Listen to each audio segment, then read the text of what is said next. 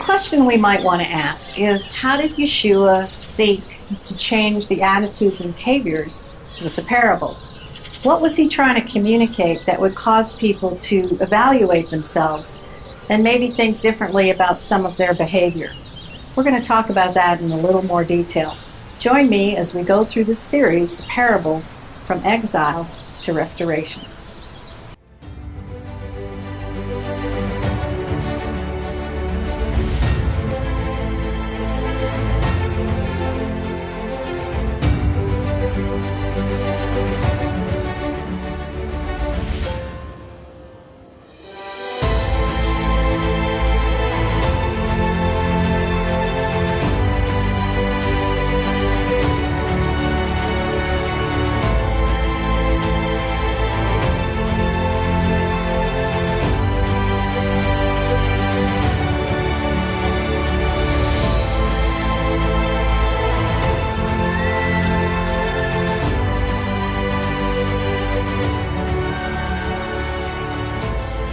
Shalom, I'm Dr. Dina Dye with Foundations in Torah. Welcome back to this series of programs, The Parables from Exile to Return.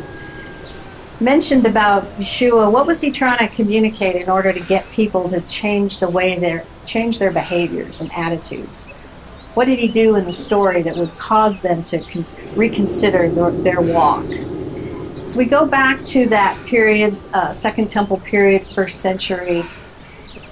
We know that this is a time leading up to it where there was a type of literature called apocalyptic literature that was pretty popular.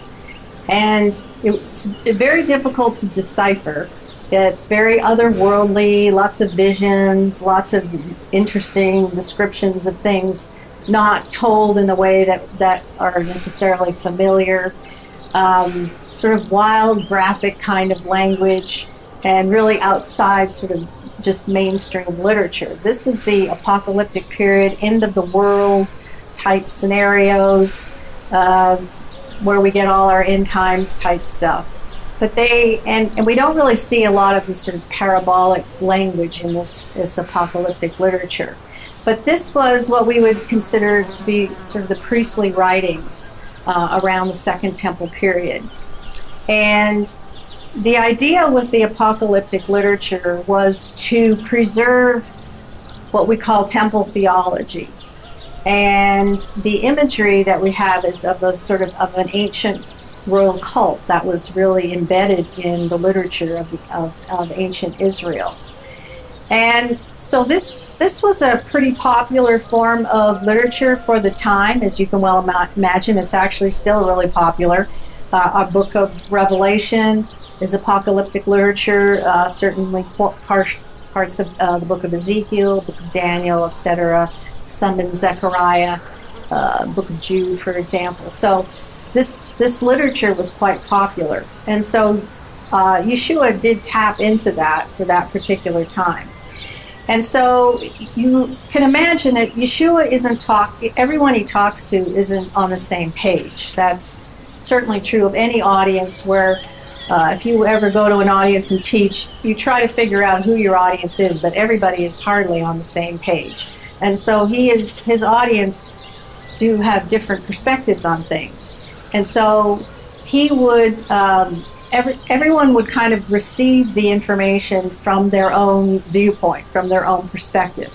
This is in essence the way historians write as well. They look at information, historical information, but they still have a worldview or a point of view, a lens through which they're going to write that material. Yeshua wasn't there, as we mentioned in our last program, he was not there for the purpose of hiding secret truth. This is very important. The apocalyptic literature is not about hiding secret truth so that some really smart people can look at the Bible and look at the angles and the dangles and figure out the dates and the times and the stuff because no one else can figure out, and they're really smart. This is not at all what he is trying to communicate. So the parables were not for that purpose. Really, nothing in the Bible has the purpose behind it of hiding stuff that you can't see. It's just told in a language that's just not familiar. Certainly apocalyptic language is not familiar to us. For example, the apocalyptic type literature But it behooves us to at least go back and try to figure out, what did it mean to the folks back then? What was that language communicating to them? And this is certainly the case with the parables as well.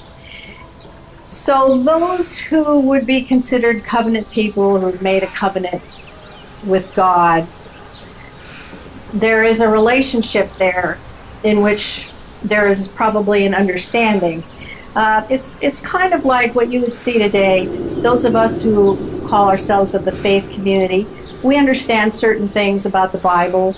We approach life from that understanding. We view, for example, the Ten Commandments as being from the heart of God, that if you walk and measure your life in that way, things will go well. That is our perspective as we are in a covenant with our God. Those outside the covenant who have not made a covenant with God do not see the value of the Ten Commandments. And so they look at life completely different than we do. This is our reality. We just do not see things the same way. So God, of course, wants us to have a covenant, a kingdom perspective on His word, on His rulings, on His on His commandments, for example. But those outside, those who have not made a covenant with God, do not see it the same way. And so trying to make them see it is virtually impossible. And that's kind of why we have a war of culture and a war of morality going on right now.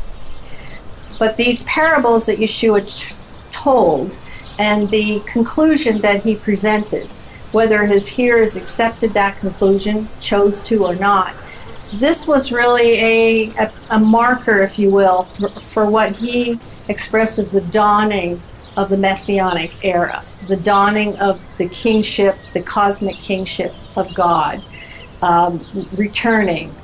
It's, all those years in exile, they were under the rulership, under the thumb of foreign oppressors. Now, the language of kingship came down to the son.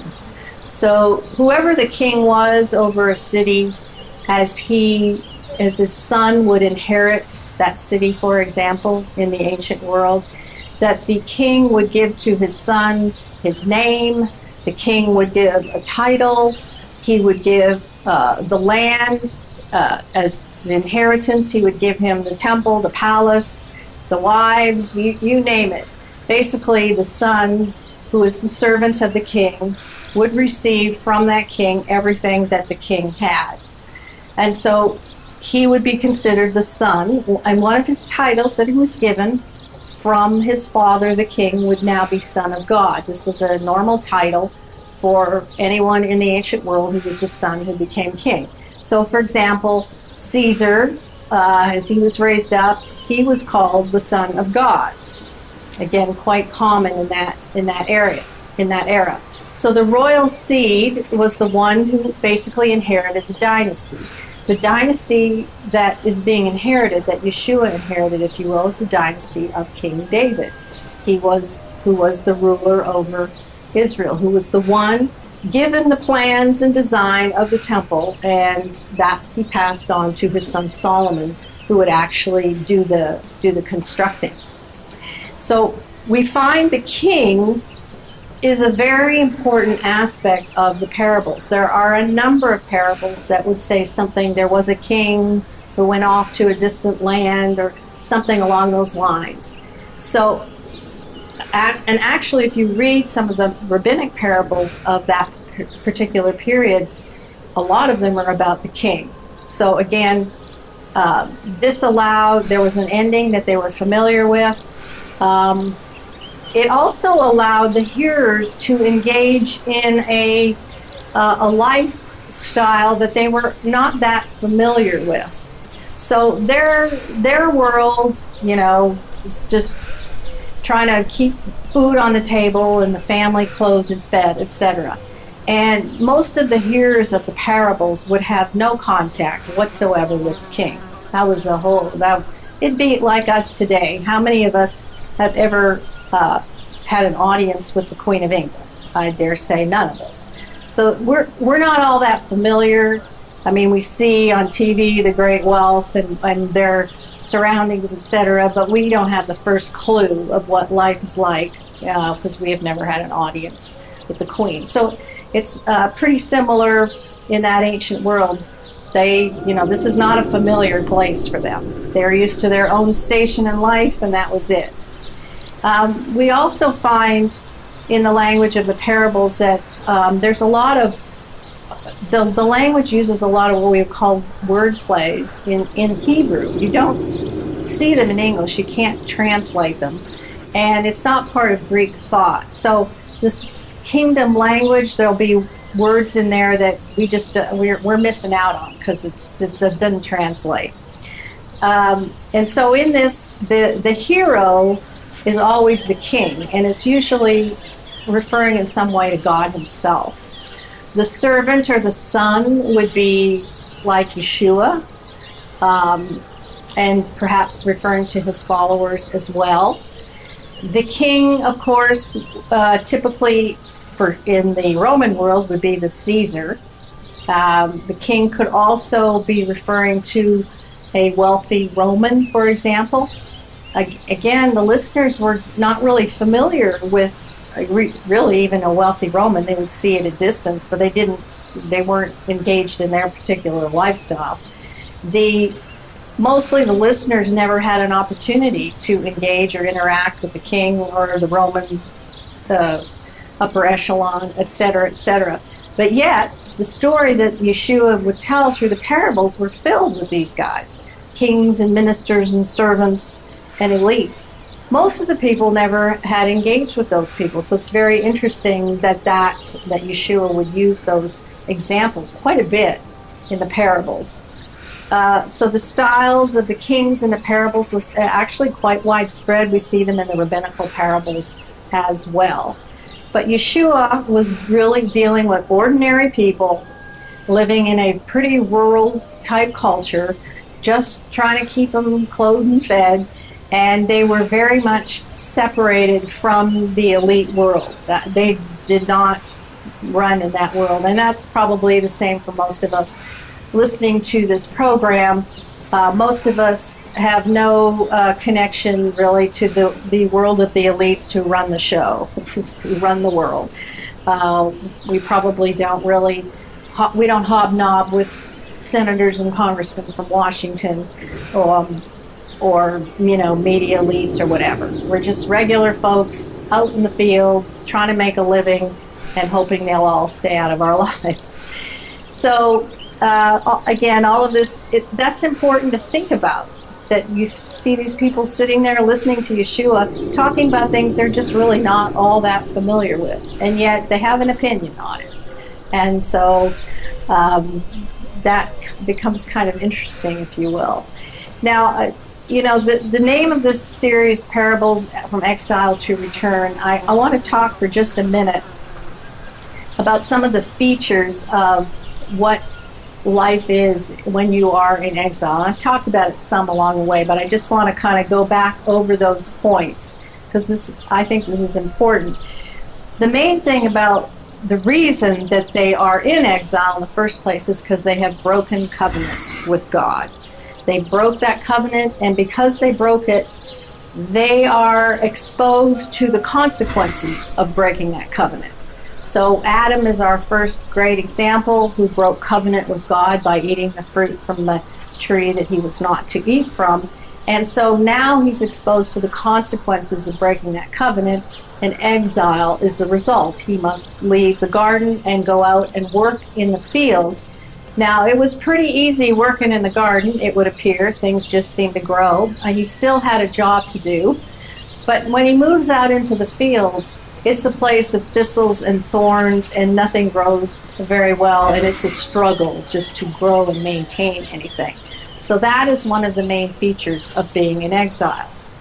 In exile, the land that they were once living in is no longer producing fruit, no longer producing a harvest for them to eat from and feed their families.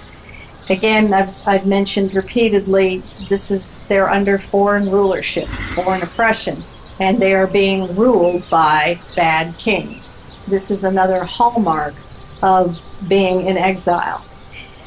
We see that they're exposed now once they're living out in the field, as Adam is exiled from the garden, as Israel is living in exile.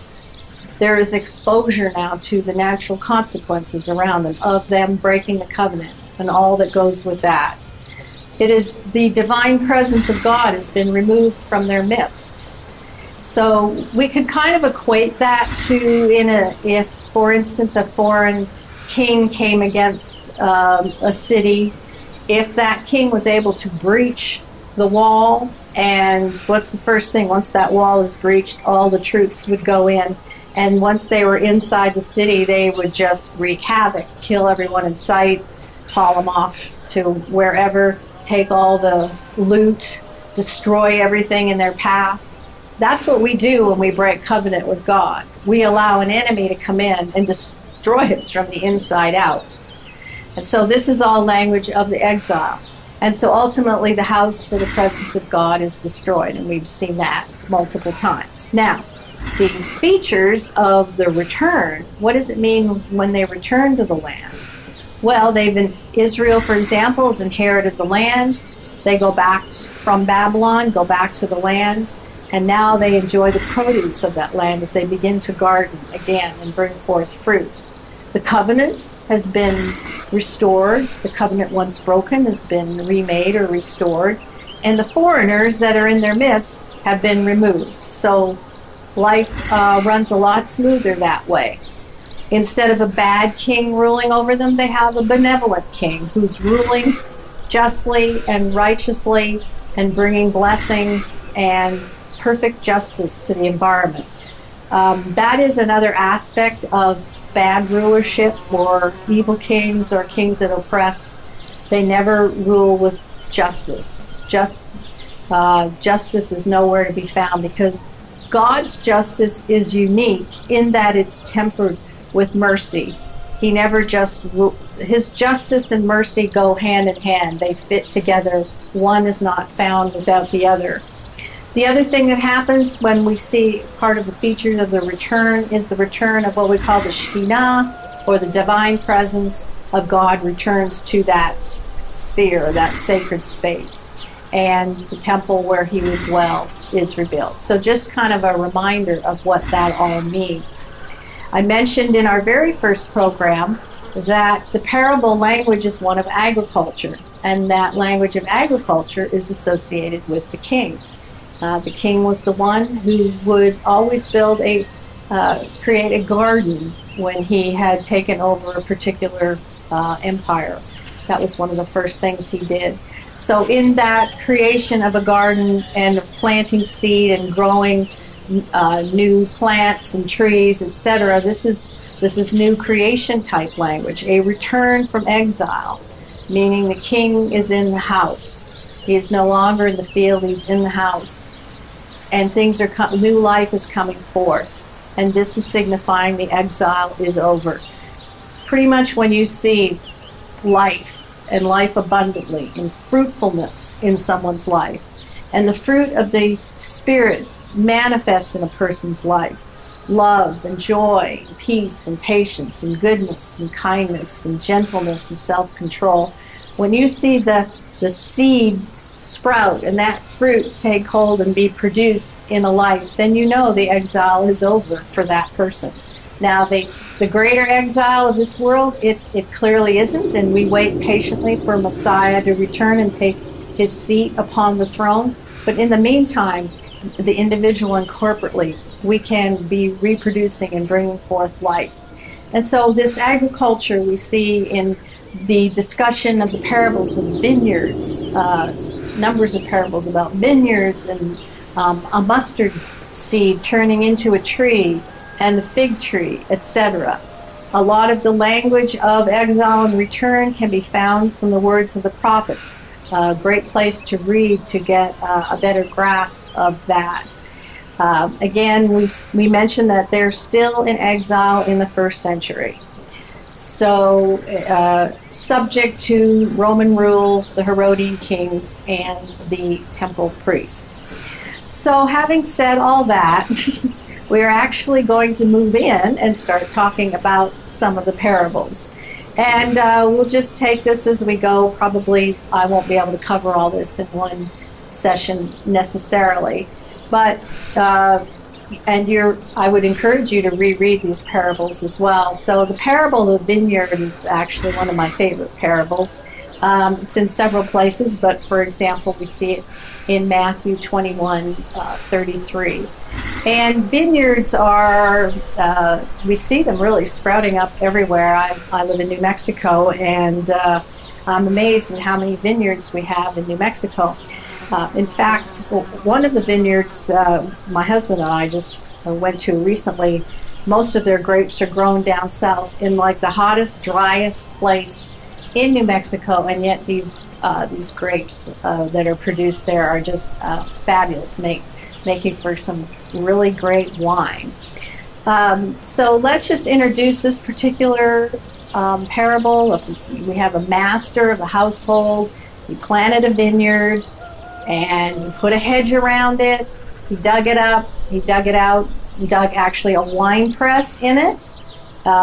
Built a tower, which every vineyard had a tower in it. And then he leased it to some tenant farmers, and then he went on a journey. And then fruit season drew near. He sent his servants to the tenants to collect the fruit. And what do the tenants do? They grab the servants and they beat them up one by one, killed another, stoned another.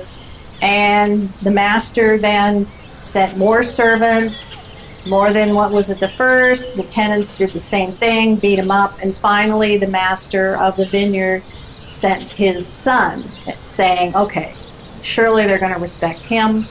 But the tenants now know he was their son, the son of the king.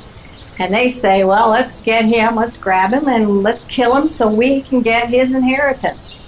And they threw the son out of the vineyard and they killed him. And now the question is, what will the master do when he comes home? And it is said that he will bring these miserable men, these tenants, these evil tenants to an end. And he will lease the vineyard to some other tenants. So that I'm going to kind of close with this for the moment, is that you need to look at this story again in context. We're referring to the cosmic kingdom, and the cosmic kingdom has to do with the temple. And so the whole language of this particular parable has everything to do with the temple. And so we're going to talk about that in more detail, probably in our next show. We'll go through it slowly and talk about who's who and what's what. But that is the context, because a vineyard in the ancient world was a metaphor, an image for a temple.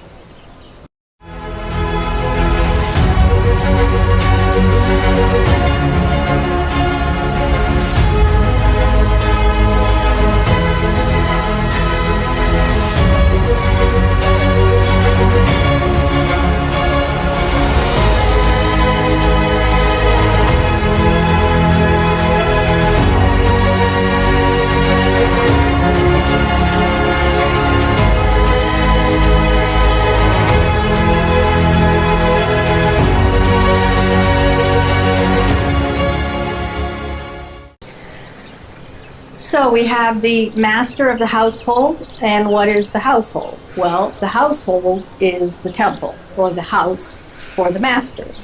In the case of God, the house would be all of the cosmos. It would be the kingdom. In the case of the first century, where we are with Yeshua, the household would be referring to the temple itself, and the master over the temple could be referring to the high priest, or ultimately referring to God. And that is the description here of the vineyard. So every vineyard had some sort of hedgerow around it. It was like a boundary to protect it from wild animals and some kind of enemy coming into the vineyard and stealing the grapes and creating havoc, etc. So we have a similar picture with the temple, that there is always a boundary around the temple or the house to keep the enemy out from being able to come in. So for example, with the cosmic temple, which is heaven, earth, and sea. The seas were that the heaven and earth, the boundary words prevent the seas from crossing into that space, because the seas represented the nations or the enemy or whatever. So there was always a boundary around it. And of course they dug a press inside the vineyard, because you would, once the grapes were harvested, you would put the grapes into the wine press, and then you'd have to tread the grapes. So that would be part of the wine press. And we'll talk some about just how graphic the language is related to the treading of the grapes and comparing it to the judgment of God. Every vineyard had a tower. The family would sleep up in the tower, especially in the summer months, to watch over the vineyard and protect it from whomever is going to come in and who isn't supposed to be there. And so this, again, it has to do with temple language. Of course, the temple had towers on each of the four corners. The temple was a political place in which you had to defend that place, and there were guards and military type people with the Levitical guards to protect that space. And so if God is speaking of his vineyard, his temple, his intimate place, and then he leased it to the tenant farmers, those tenant farmers were actually the priesthood that was running the temple.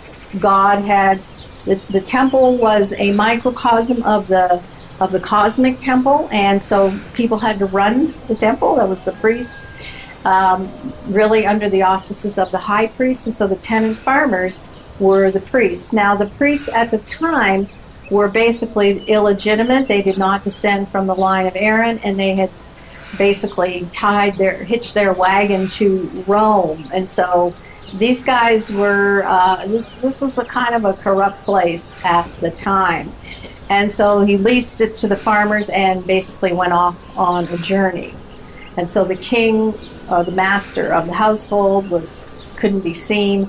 And so these guys, thinking they represented the king, felt free to do whatever on earth they wanted in that particular time. And so as with the fruit season, the harvest is drawing near, and the master of the household's now sending his servants to the tenant farmers to collect the fruit. And of course, we know what happened. These systematically beat up these various ones. Picture here of the prophets being beaten up for speaking the word of God, or warning the people about breaking their covenant with God, and that they will be exiled out of their land, which is kind of what's going to happen with these tenant farmers. So again, the context and the language that we need to be looking at when we're looking at this particular parable of the vineyard is the language of the temple, and how does this apply to the greater cosmic temple. So we'll pick it up next time and talk about this in a little more detail. And again, thanks for joining me. I really hope that you will see the parables in a whole new light and never read them the same again. Thanks again. Shalom.